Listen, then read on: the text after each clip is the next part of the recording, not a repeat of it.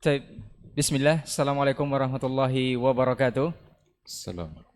Alhamdulillahirabbil alamin hamdan katsiran thayyiban mubarakan fih kama yuhibbu rabbuna wa yarda wa amma ba'd. 91,1 FM Radio Robani merajut ilmu dan peradaban generasi Robani dan pemirsa KMTV di mana penonton berada untuk kesempatan malam hari ini. Alhamdulillah kita bersyukur kepada Allah Subhanahu wa taala. Salawat dan salam kepada Nabi Muhammad sallallahu alaihi wasallam. Kita kembali dimudahkan Allah untuk bersua atau berjumpa di udara dengan program Pondasi Podcast Dakwah Islami. Untuk malam hari ini kita sudah memasuki episode ke-20 dan masih bersama guru kita yang alhamdulillah sudah berkesempatan hadir di studio, yakni Ustadz Dr. Helmi Basri LCMA Hafizahullah Ta'ala. Untuk malam hari ini kita akan membahas sebuah tema yang berkaitan erat dengan negeri kita Indonesia yang disebut-sebut di luar negeri ya. Tapi apakah itu yang akan kita perbincangkan nanti atau seperti apa? Insya Allah selama lebih kurang 1 jam ke depan kita akan berbincang bersama guru kita seperti apa dan bagaimana. Tema kita adalah Muslim plus 62. Muslim plus 62. Seperti apa dan bagaimana kita sapa dulu guru kita. Assalamualaikum warahmatullahi wabarakatuh Ustaz. Assalamualaikum warahmatullahi wabarakatuh. Sehat Ustaz? Alhamdulillah. Alhamdulillah. Ustaz, kita membahas sebuah tema yang ini sebenarnya tidak terpengaruh kepada tema atau judul. Ini hanya sebuah judul untuk mempermudah antum memahami bahasan kita untuk kesempatan malam hari ini adalah Muslim plus 62 Ustaz. Seperti apa dan bagaimana nanti kita akan berbincang selama lebih kurang 1 jam ke depan. Mungkin untuk perdananya Ustaz, sebagai seorang muslim yang sudah otomatis dari lahir kita sudah muslim Ustaz, sudah Islam dari orang tua kita juga. Sebenarnya apakah cukup dengan status kita sebagai seorang muslim saja, muslim yang baik itu? Apakah menjalankan aktivitas atau keseharian sebagai muslim dengan ajarannya itu adalah sekedar pemahaman atau memang ajaran itunya sendiri yang dilakukan? Atau boleh disederhanakan bahasanya Ustaz, muslim yang baik itu sebenarnya seperti apa Ustaz? Fadhal Ustaz. Baik, bismillahirrahmanirrahim. Alhamdulillah wassalatu wassalamu ala Rasulillah wa ala alihi wa sahbihi wa mawala. Ikhwati fillah, sahabat Robani dan pecinta KMTV serta ikhwah sekalian dimanapun berada. Pada malam hari ini alhamdulillah kita kembali dimudahkan oleh Allah Subhanahu wa taala untuk berbincang-bincang seputar agama, berbincang-bincang seputar syariat Islam yang mudah-mudahan ini bisa menjadi wasilah bagi kita untuk menyempurnakan pengetahuan keislaman kita serta wasilah untuk mendapatkan kemuliaan kita di sisi Allah Subhanahu wa taala. Tema yang kita angkat pada malam hari ini adalah Muslim plus 62 yang kita lihat plus 62 itu kode ya. Tapi apa yang mau kita maksud dengan plus 62 pada malam hari ini? Mudah-mudahan semua kita bisa menjadi muslim yang baik.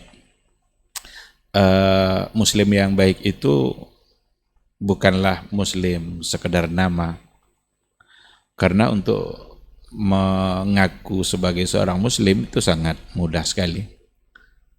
Tetapi ada hal-hal yang sebagai konsekuensi dari keislaman. Pernyataan dia sebagai seorang muslim itu lisan. Dan lisan tidak cukup. Harus ada aplikasi secara real dalam kehidupan kesehariannya. Iman itu tidak juga hanya sekedar dibenarkan oleh hati, tetapi harus diikutkan dengan aplikasi secara real. Oleh karena itu, agar kita menjadi muslim yang baik, maka kita harus mengaplikasikan makna dan nilai-nilai keislaman dalam kehidupan kita. Dengan cara itulah kita bisa keluar dari sekedar nama. Kalau tidak nanti ada orang yang di KTP-nya tercatat sebagai seorang muslim, dia disebut sebagai orang yang beragama Islam, tetapi ternyata perilaku, sikap, tindakan, kesehariannya ternyata jauh dari apa yang diinginkan oleh Islam itu sendiri.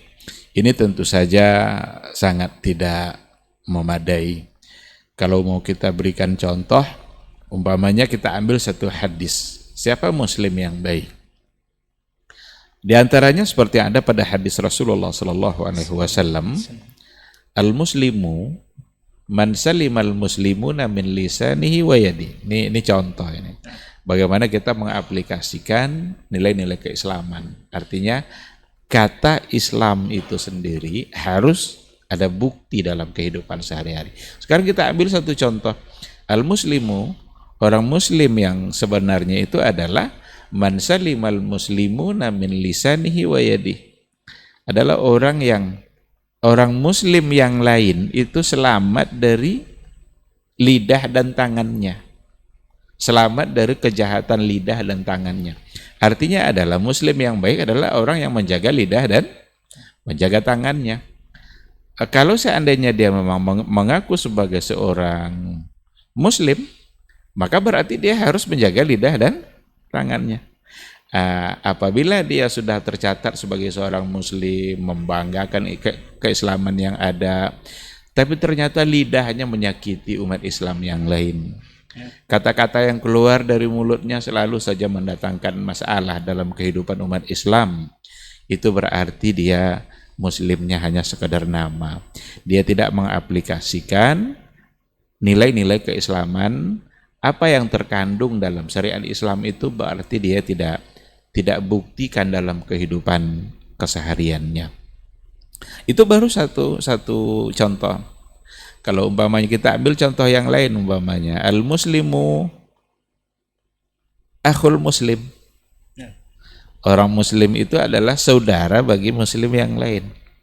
Berarti orang muslim itu adalah orang yang semuanya bersaudara atas nama Islam. Apa sikap saudara terhadap saudaranya yang lain? Itu harus diaplikasikan, harus dibuktikan dalam kehidupan sehari-hari.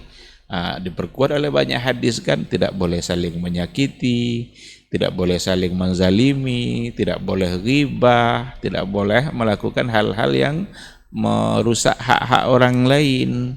Maka konsekuensi dari dia sebagai seorang muslim, maka haruslah dia menjadi saudara bagi muslimnya yang lain. Nah, oleh karena itu intinya menjadi muslim yang baik tidak hanya sekedar nama. Jangan hanya menjadi muslim nama, tetapi harus muslim yang aplikatif, muslim yang memang kehidupan kesehariannya selalu diwarnai oleh nilai-nilai keislaman.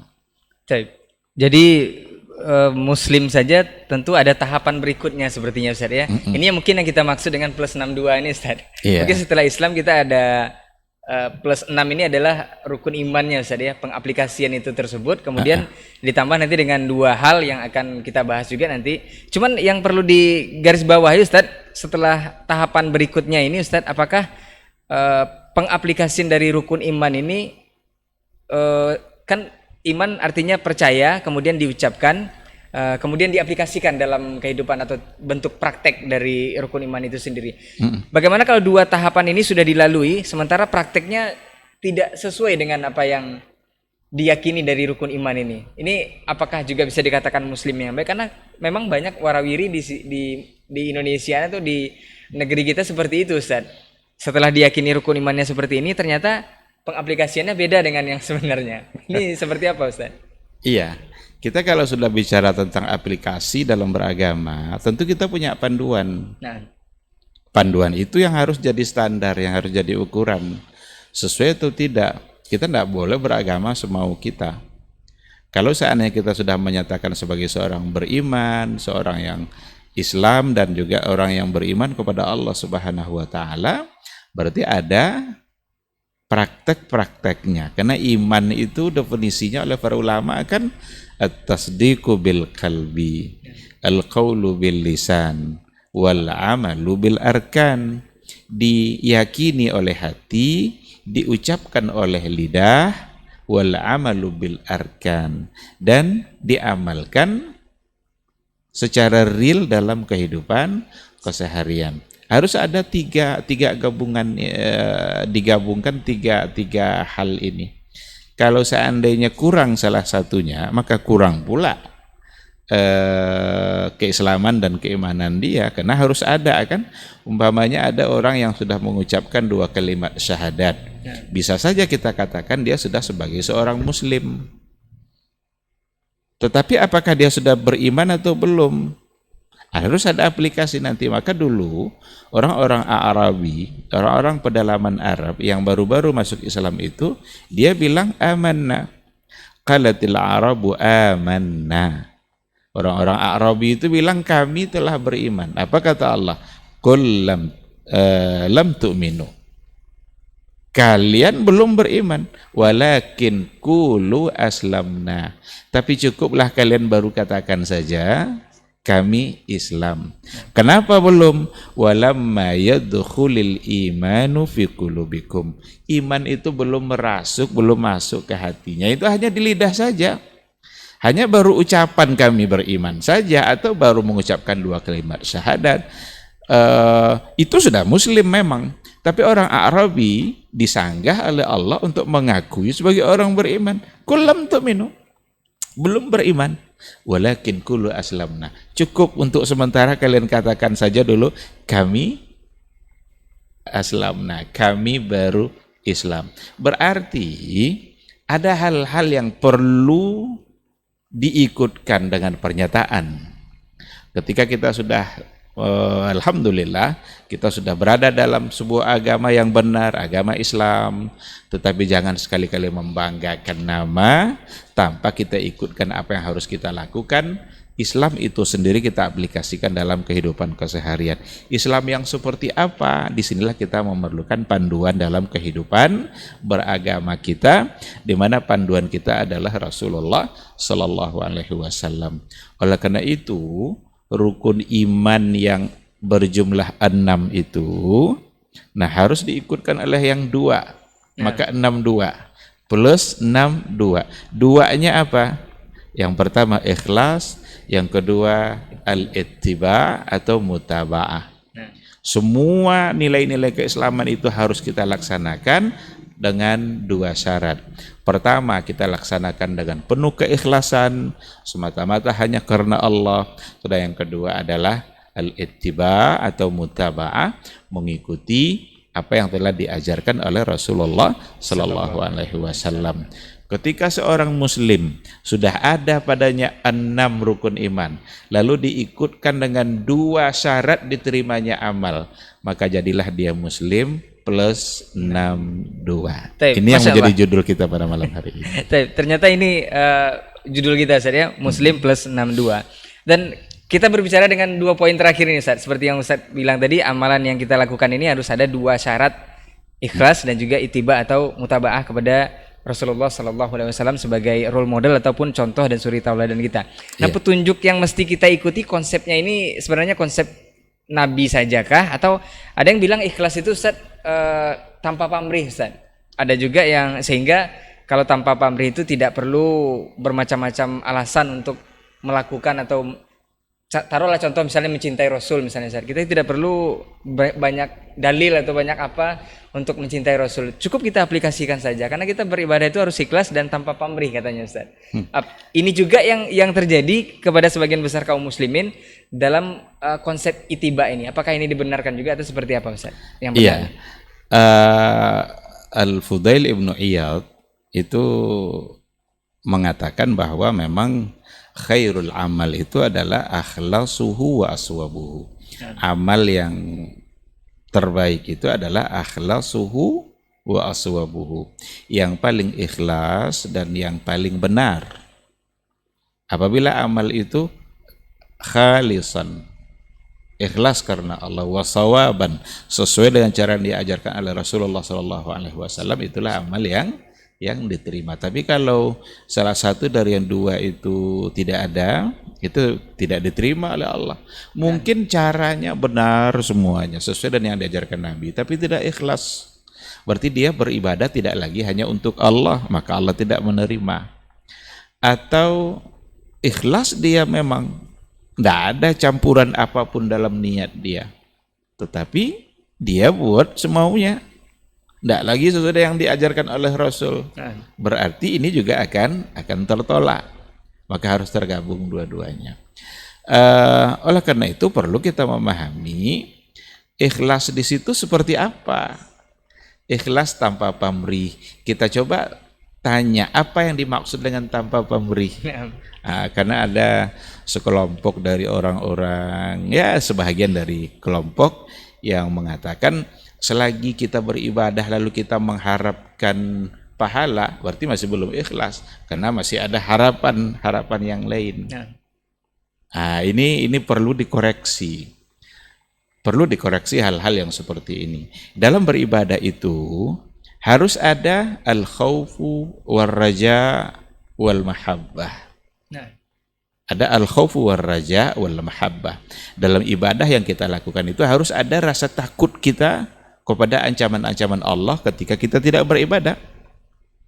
Ada neraka yang sudah menanti, maka kita beribadah itu karena takut dari nerakanya Allah. Itu khauf. Ada nanti ar-raja. Raja itu harapan-harapan yang memang Allah janjikan. Ketika Allah menjanjikan satu bentuk pahala dan kebaikan bagi orang yang beramal, salahkah kita mengharapkan itu? Berarti ada ar-raja. Ketika dikatakan man qara'a harfan minal kitab falahu hasanah wal hasanatu bi asri amsalihha. Barang siapa yang membaca satu huruf Al-Qur'an, dia mendapatkan satu kebaikan dan satu kebaikan berlipat ganda menjadi 10. Sekarang kita baca Al-Qur'an itu dan kita mengharapkan untuk mendapatkan apa yang dijanjikan oleh Allah tadi. Salahkah? Karena Allah yang menjanjikan untuk mendapatkan. Nama ar-raja itu harus ada. Berharap ridha Allah dan berharap untuk mendapatkan apa yang dijanjikan oleh Allah Subhanahu wa ta'ala. Ada nanti mahabbah, kita laksanakan dengan penuh cinta. Karena kita melaksanakan itu bukan karena terpaksa, bukan karena hal-hal yang lain, tapi didorong oleh cinta kita kepada Allah dan kepada Rasulullah Sallallahu Alaihi Wasallam. Nah, oleh karena itu, apa yang dimaksud dengan tanpa pamrih?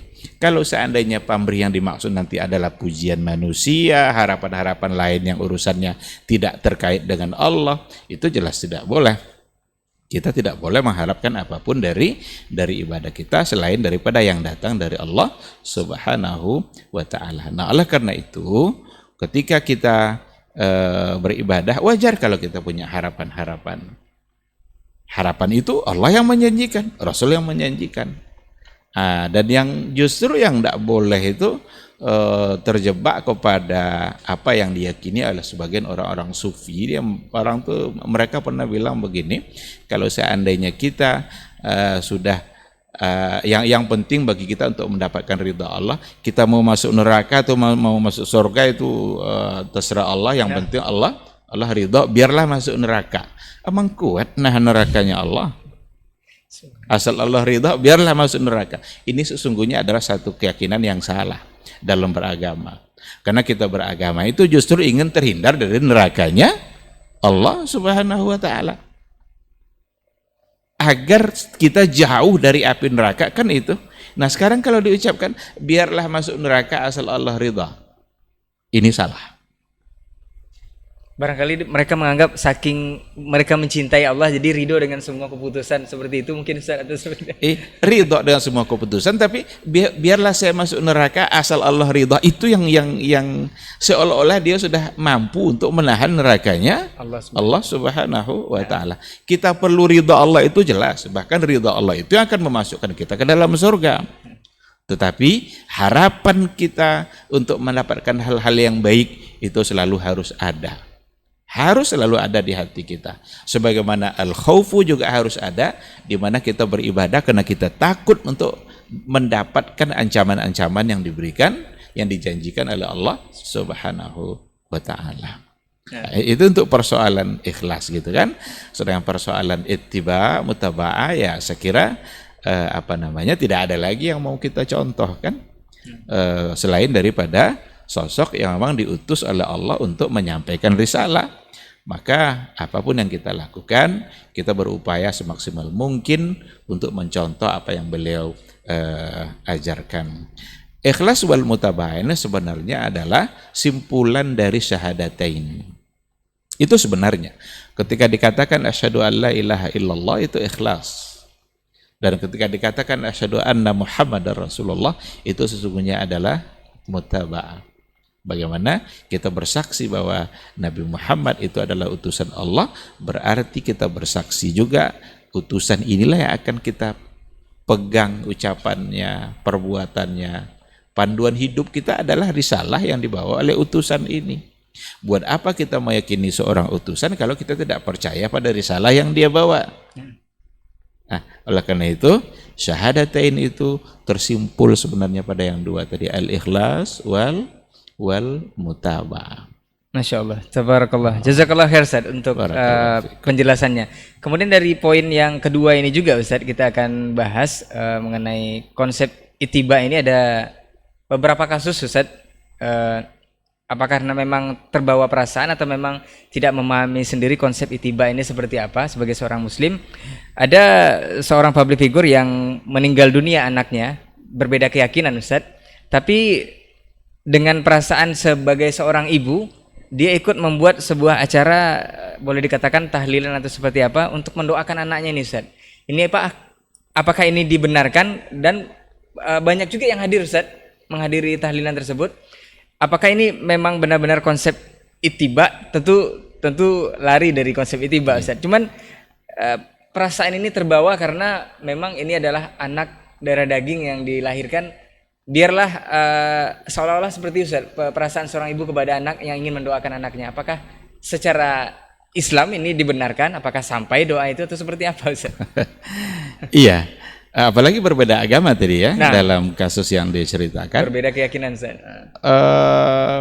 Nabi Ibrahim berbeda keyakinan dengan ayahnya. Ada banyak kisah-kisah dalam Al-Quran yang berbeda antara si A sama si B keyakinannya. Dilarang itu Allah untuk meminta ampunkan, dilarang oleh Allah Nabi Ibrahim untuk meminta ampunkan dosa ayahnya, karena dia tidak seagama.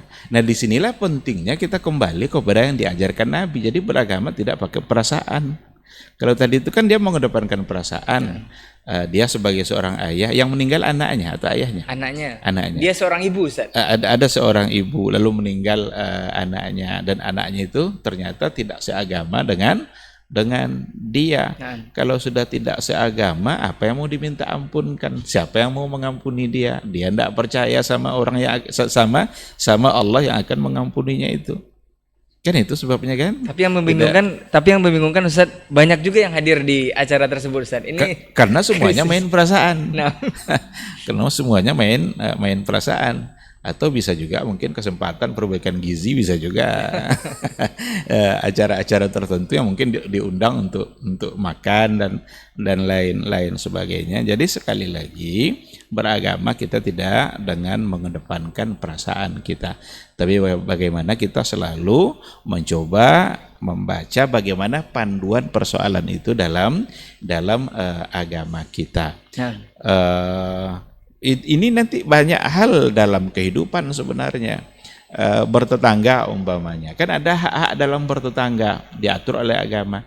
Tapi bagaimana kalau seandainya ada tetangga kita yang non muslim lalu meninggal, apa yang harus kita lakukan?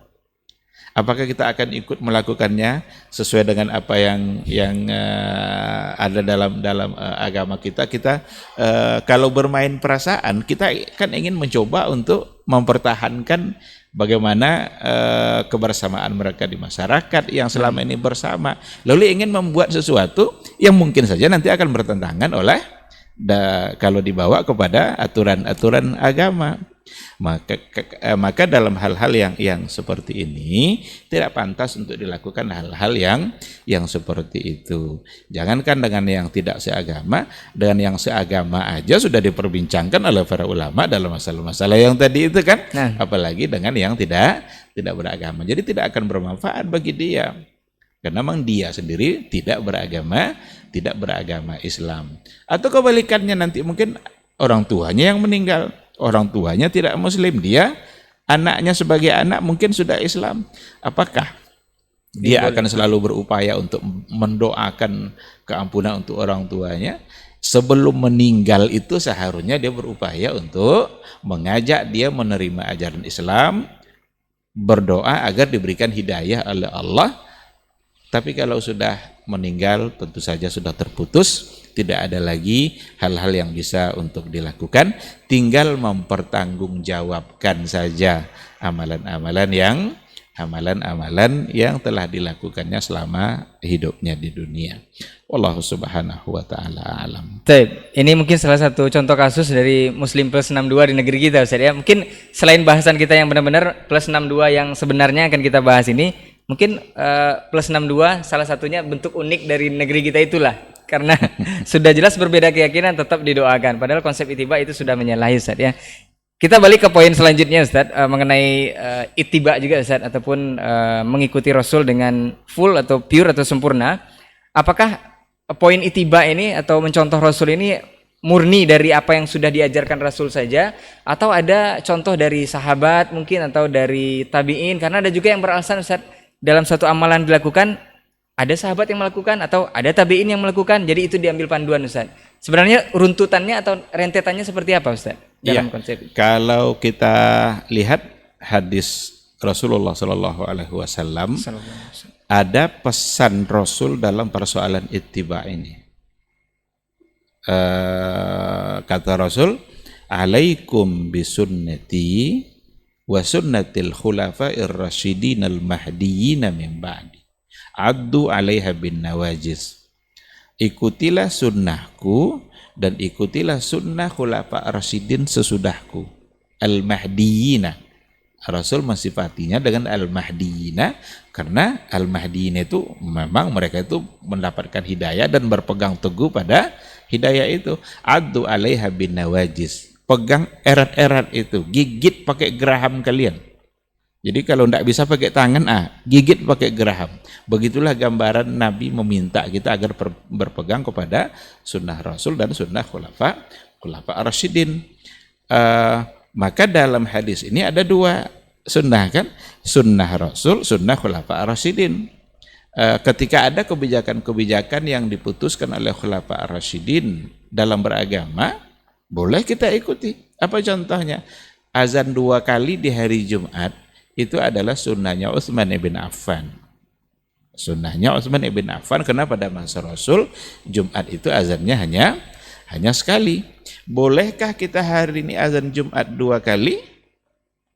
Boleh, karena Utsman melakukan dan Nabi menyuruh untuk mengikuti sunnah khulafa ar-rasyidin. Tapi upayakan sesuai dengan yang dilakukan oleh Utsman. Bagaimana Utsman melakukan? Dibuat 2 kali azan itu, azan pertama itu sebelum masuk waktu. Sebelum masuk waktu artinya adalah untuk mengingatkan masyarakat bahwa Jumat sudah semakin dekat. Maka dulu azan pertama itu dekat-dekat di pasar. Karena di situ suara yang akan didengar oleh banyak orang dan itu belum masuk waktu. Biar sempurna ikutan kita. Tapi kalau enggak lagi ada fungsinya, ya udah cukup 1 saja. Tapi kalau 2, sebaiknya mengikuti apa yang sesuai dengan yang dilakukan oleh Utsman ibn Affan. Itu di antara contoh yang sunnah khulafa ar-rasyidin. Bagaimana dengan sahabat atau tabi'in? Perbuatan tabi'in, perbuatan sahabat harus selalu juga diukur dengan apa yang datang dari Rasulullah Sallallahu Alaihi Wasallam. Dan sahabat itu dia tidak akan sembarangan dia melakukan sesuatu. Tapi bagaimanapun kita tidak bisa berpegang secara independen kepada apa yang dilakukan oleh tabi'in umpamanya. Ketika apalagi itu bertentangan dengan yang ada pada hadis-hadis Rasul. Maka yang jadi patokan kembalikan kepada apa yang datang dari Rasulullah Sallallahu Alaihi Wasallam.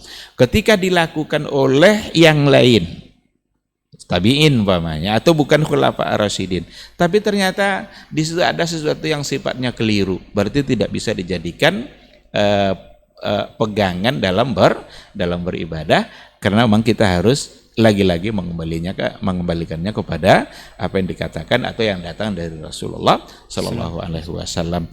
Bukankah tabi'in itu minal qurunil mufaddalah. Nah, itu sering jadi Itu kan generasi yang terbaik. terbaik. Rasul kan memberikan pujian kan, generasi saya, kemudian yang sesudahnya, kemudian yang sesudahnya lagi.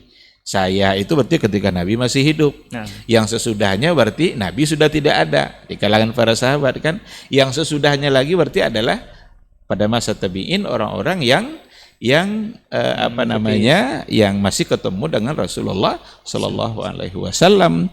Berapa banyak nanti dari kalangan tabi'in, tetapi perbuatan mereka tetap harus diukur dengan apa yang datang dari Rasulullah Shallallahu Alaihi Wasallam. Karena mereka tidak akan pernah independen, boleh independen untuk dijadikan dalil dalam beragama.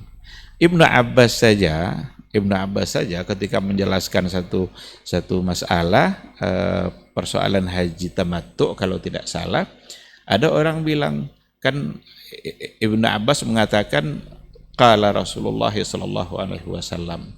Lalu ada sahabat yang lain bilang seperti Urwah atau siapa gitu namanya, tapi Abu Bakar sama Umar membolehkan. Kenapa kamu tidak boleh kan? Padahal dia menyebutkan hadis Rasul. Lalu apa kata Ibnu Abbas? Yushiku an tanzila alaikum hijaratu minas sama. Saya khawatir nanti turun batu dari langit sana.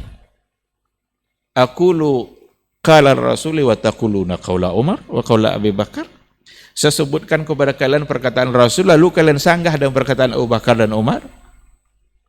Berarti Abu Bakar orang yang terbaik setelah Rasulullah Shallallahu Alaihi Wasallam saja nggak boleh menjadi sesuatu yang bertentangan kan dengan Rasul.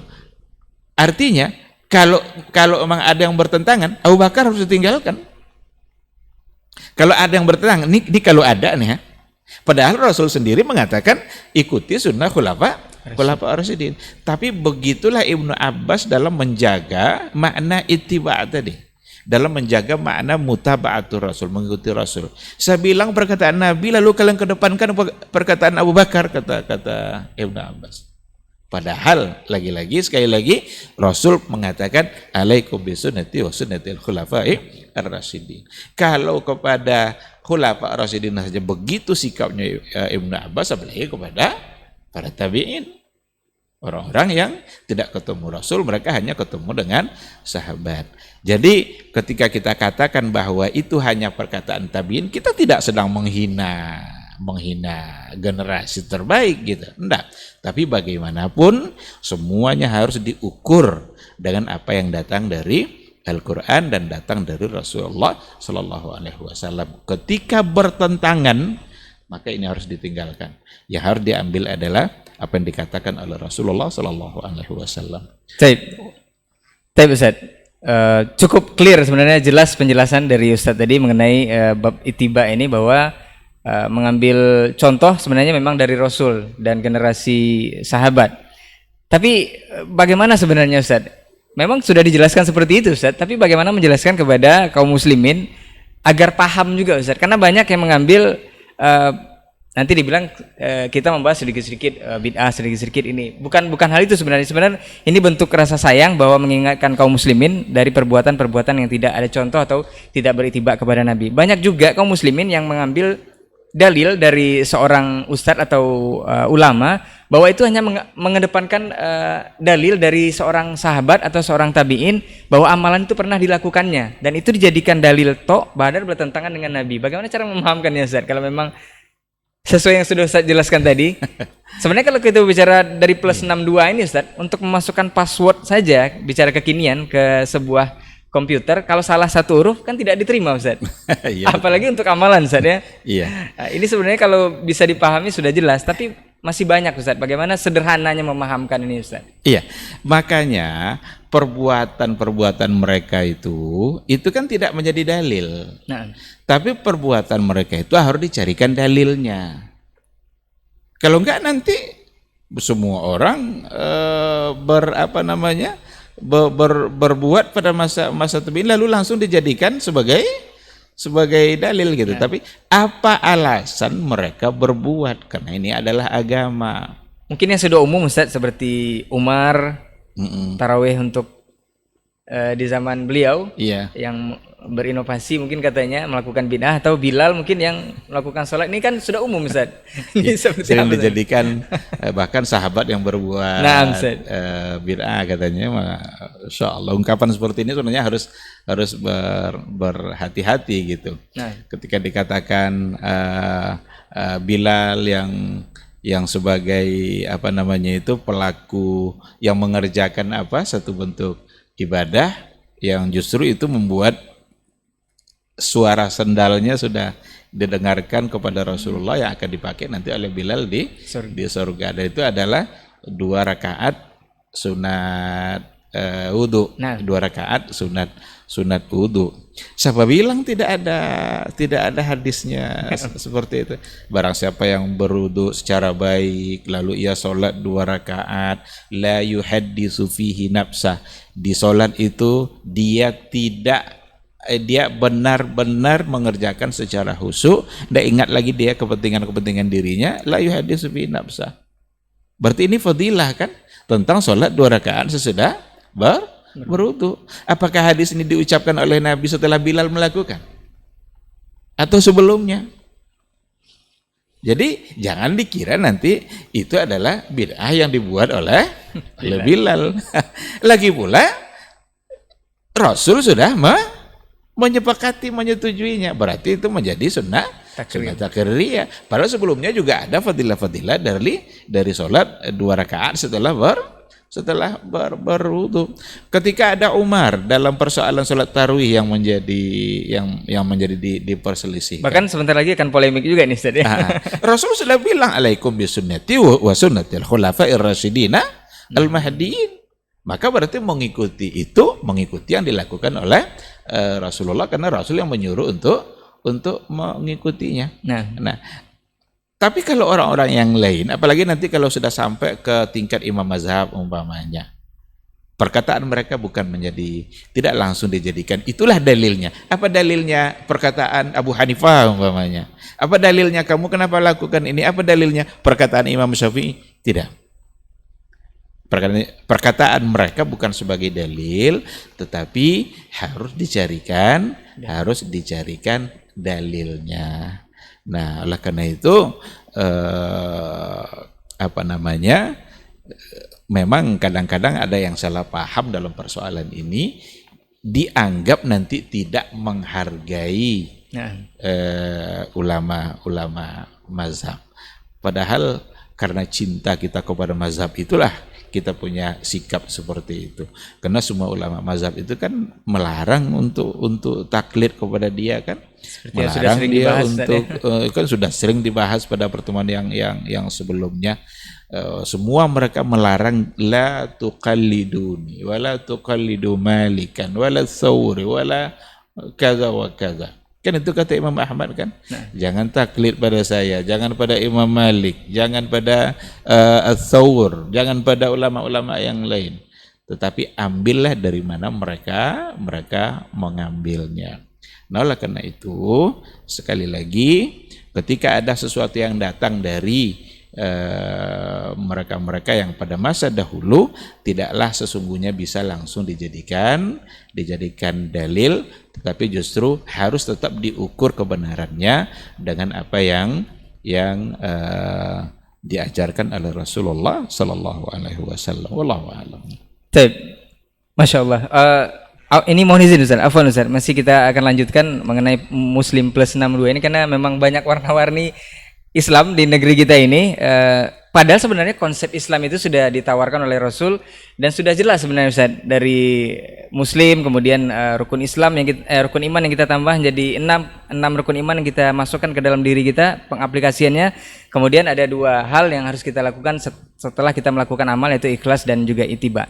Kemudian yang penting sekali Ustaz, di negeri kita ini banyak sekali kenapa masih banyak pemahaman-pemahaman yang bisa diadopsi oleh umat Islam? Apakah sebenarnya penyebab utama ini memang karena kurang belajar, atau karena kurang ingin tahu dengan agama, atau karena memang tidak mau tahu dengan agamanya? Kan kita labelnya udah Islam dari awal Ustaz, dari lahir sudah Islam dari lahir, tapi masih banyak pemahaman seperti yang mungkin sudah sering juga kita bahas. Dulu ada yang namanya child free yang tidak ingin punya anak. Kemudian ada lagi belakangan ini kita dengar paham feminisme yang mengatakan bahwa pernikahan ini sebenarnya yang diajukan oleh Islam ini adalah legal prostitution, Ustaz, atau prostitusi yang legal.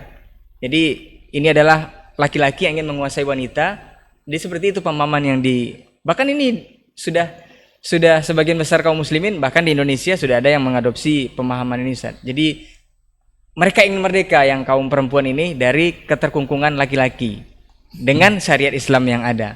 Kenapa masih bisa seperti itu, Ustaz? Apakah memang karena kurang belajar atau kurang ingin tahu dengan agama itu seperti apa? Iya, baik. Nah, Ustaz. Kita kalau bicara perbedaan-perbedaan yang terjadi pada pemahaman gitu ya, nampaknya memang kita harus bedakan apa yang terjadi berkembang pada saat kita sekarang ini dengan apa yang terjadi pada masa ulama-ulama besar dulu, para imam mazhab. Ulama-ulama besar, para imam mazhab itu pada masa mereka banyak sekali perbedaan-perbedaan terjadi, perbedaan pemahaman dalam agama gitu kan. Tapi mereka berbeda di atas ilmu. Perbedaan mereka itu asasnya adalah basisnya ilmu gitu. Imam Abu Hanifah berbeda nanti dengan apa yang dikatakan oleh dalam mazhab Imam Malik dan Imam Syafi'i dan Imam Ahmad. Itu nanti akan terjadi perbedaan-perbedaan pemahaman dalam beragama. Tetapi pemahaman yang terjadi pada masa mereka itu pemahaman yang benar-benar berdasarkan kepada ilmu, dan ada asbab yang menyebabkan terjadi perbedaan. Kadang perbedaannya dikarenakan oleh status sebuah hadis, antara sahih dengan tidak sahih. Atau ada perbedaan yang disebabkan oleh sampai tidak sampainya sebuah riwayat. Sampai riwayat kepada si fulan, tapi kepada Abu Hanifah tidak gitu. Karena ada yang mengatakan begini, Abu Hanifah tinggal di Irak, wilayah di mana dinamika kehidupan jauh lebih beragam ketimbang Imam Malik yang ada di kota Madinah yang dikelilingi oleh para sahabat-sahabat. Jadi hadis Nabi itu numpuk di situ. Walaupun sudah banyak sahabat berpencar, tapi tentu tidak akan sebanyak di kota Madinah gitu kan. Atau terjadi perbedaan di dalam memahami nas yang ada. Hadisnya sama-sama sahih, tetapi di dalam memahami nas, maka terjadilah perbedaan-perbedaan itu. Mana ada di antara perbedaan yang mungkin untuk ditarjih oleh ulama belakangan, maka kita berhak untuk memilih mana yang lebih kuat. Kita tidak boleh mengambil fokus pada satu mazhab saja lalu kita pegang dan tidak boleh berubah-berubah. Enggak, karena kita beragama bukan atas nama mazhab.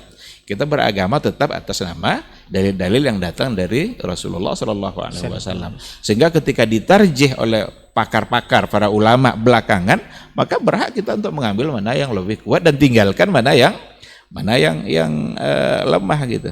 Tapi ketika perbedaan mereka itu berimbang dalam kekuatan dalil, maka ya kita tidak bisa memaksa dan kita harus menghargai yang manapun yang mau kita ambil, tapi harus punya prinsip dalam mengambil mana yang mau dipegang dalam beribadah gitu.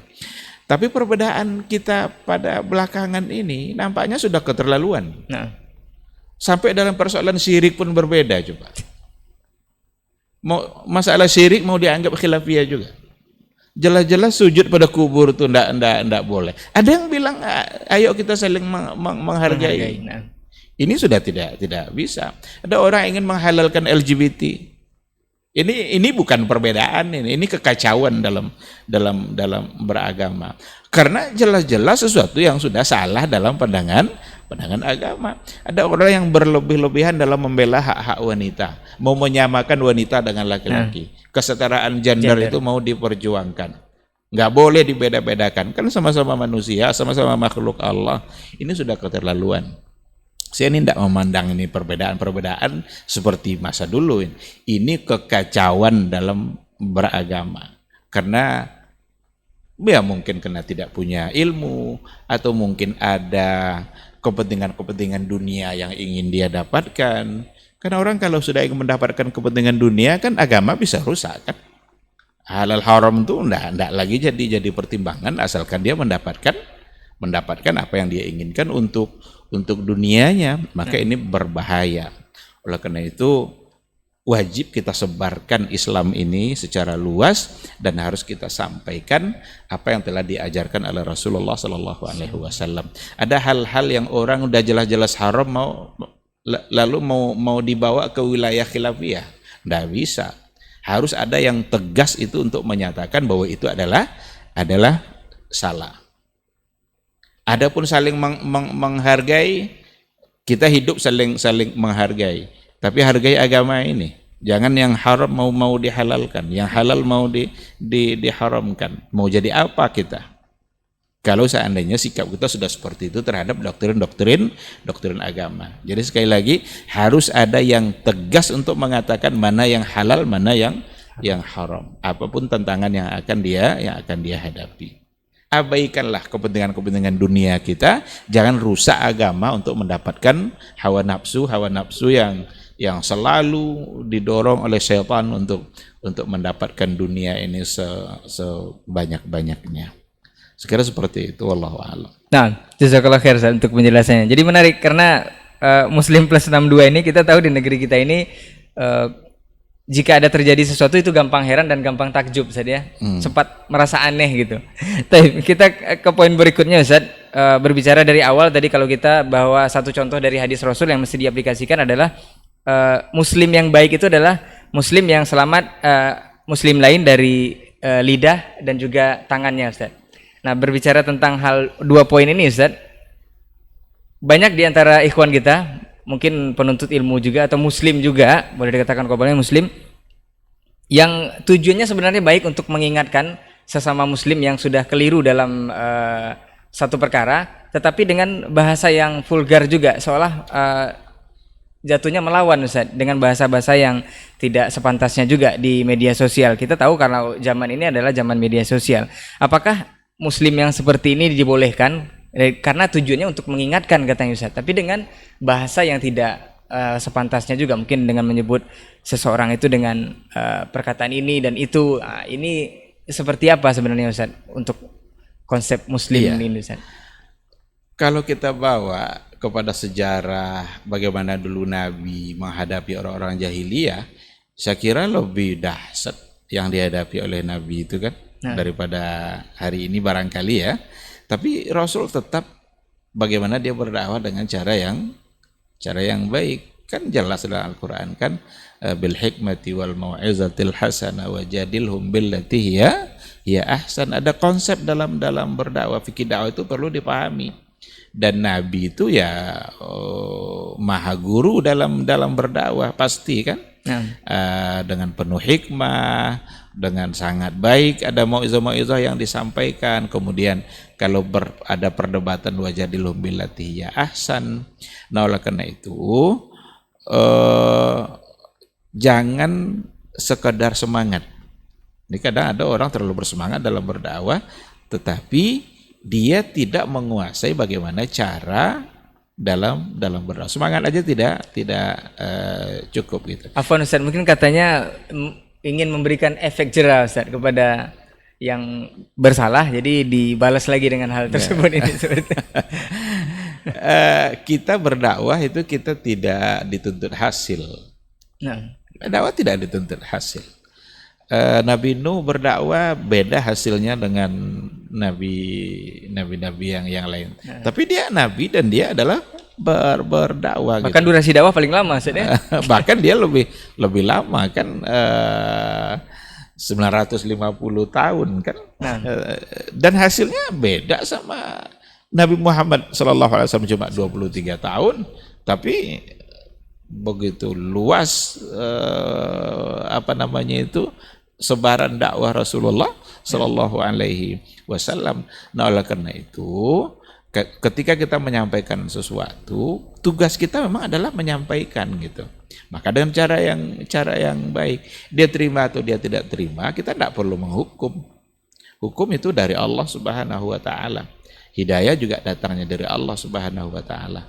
Kita justru jaga saja etika kita dalam berdakwah, bagaimana kita menyampaikan. Mudah-mudahan cara baik itu mendorong orang untuk semakin cepat menerima.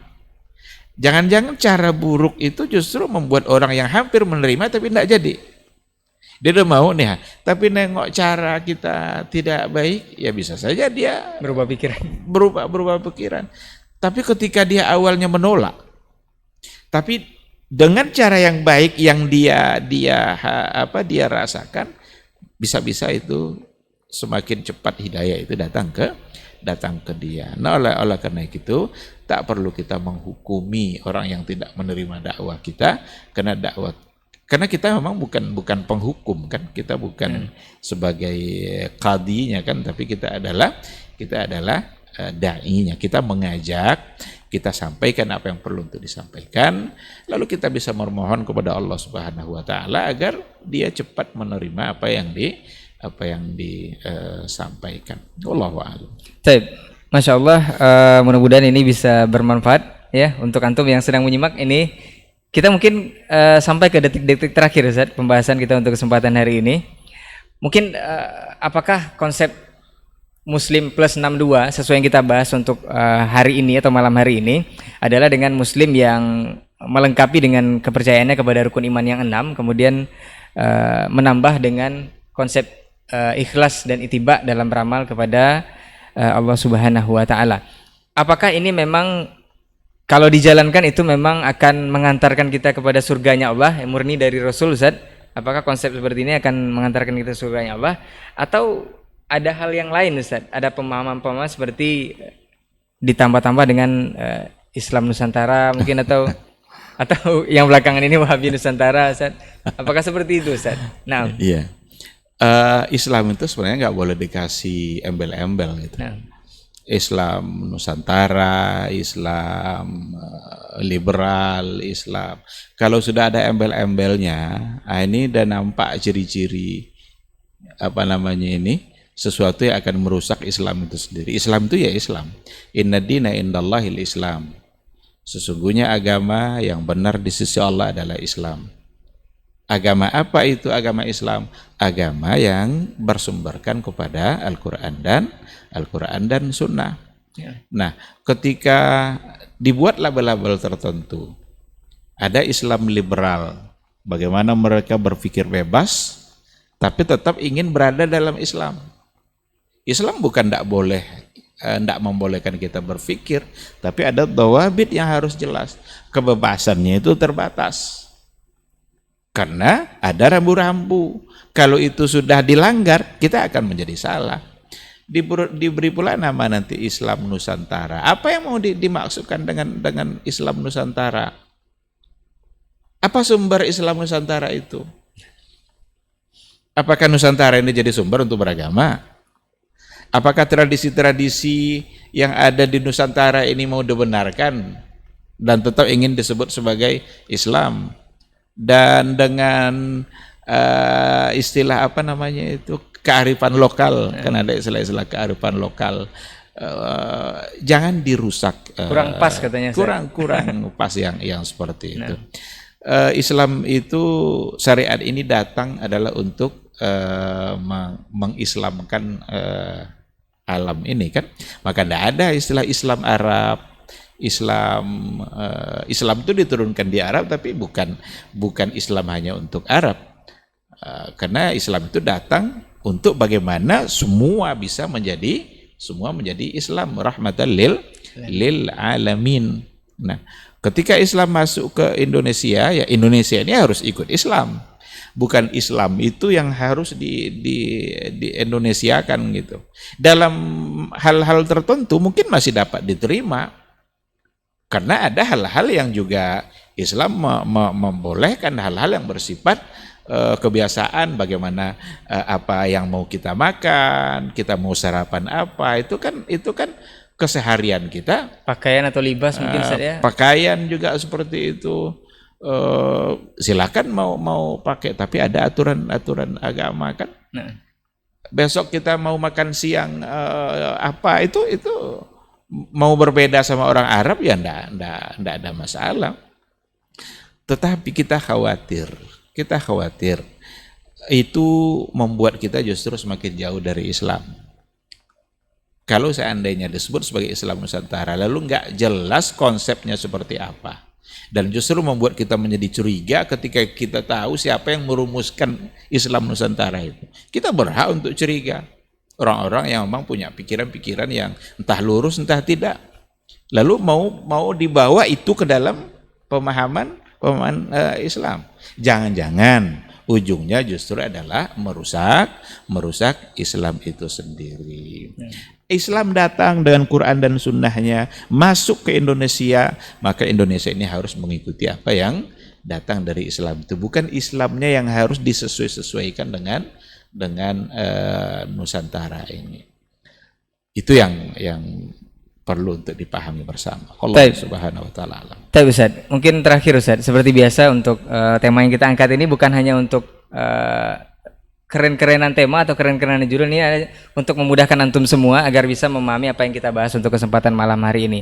Jadi muslim saja tidak cukup karena memang kita muslim dari lahir, tapi harus kita barengi atau tambah dengan rukun iman dan juga dua konsep tadi, ikhlas dan ittiba dalam beramal, agar kita memang bisa disampaikan Allah kepada surganya nanti insya Allah dengan amalan yang benar dan mengikut Rasulullah SAW. Nasihat terakhir mungkin Ustaz untuk seluruh kita yang ada di sini khususnya dan seluruh kaum muslimin dalam berislam atau menjadi muslim yang baik di tengah-tengah atau di akhir zaman lah Ustaz.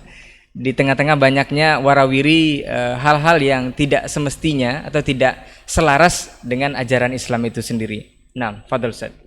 Iya. Mari kita tingkatkan semangat kita untuk kembali kepada sumber utama Islam. Sumber utama Islam itu hanya dua, Al-Quran dan Sunnah Rasulullah Sallallahu Alaihi Wasallam. Semangat untuk kembali kepada sumber utama ini yang akan benar-benar menyelamatkan kita. Karena itu solusi yang disampaikan oleh Rasulullah Sallallahu Alaihi Wasallam. Akan banyak terjadi nanti perdebatan, perpecahan, perselisihan. Kan Nabi yang juga bilang seperti itu kan. Tetapi ada solusi yang disampaikan oleh Rasulullah Sallallahu Alaihi Wasallam. Kalau semua itu sudah terjadi, alaikum bisunnati wa sunnatil khulafa'ir rasyidin al-mahdiyyin min ba'di 'addu 'alaiha bin nawajiz. Nah, oleh karena itu semangat itu harus ada. Ketika kita menjadi seorang muslim, semangat untuk kembali kepada sumber utama Islam itu wajib hukumnya ada. Kalau tidak nanti kita tidak akan selamat. Boleh saja kita atau membaca, berdiskusi dengan banyak orang, karena itu akan membuat mungkin bisa menambah wawasan kita dalam beragama. Tapi sekali lagi harus selalu dalam bingkai sumber utama tadi. Jangan keluar dari itu. Apapun. Kalau umpamanya dalam kajian usul fikih itu disebutkan ada banyak dalil. Ada dalil-dalil, ada yang disepakati, ada yang tidak disepakati. Yang tidak disepakati ini pun semuanya harus mengacu kepada Al-Quran dan Sunnah.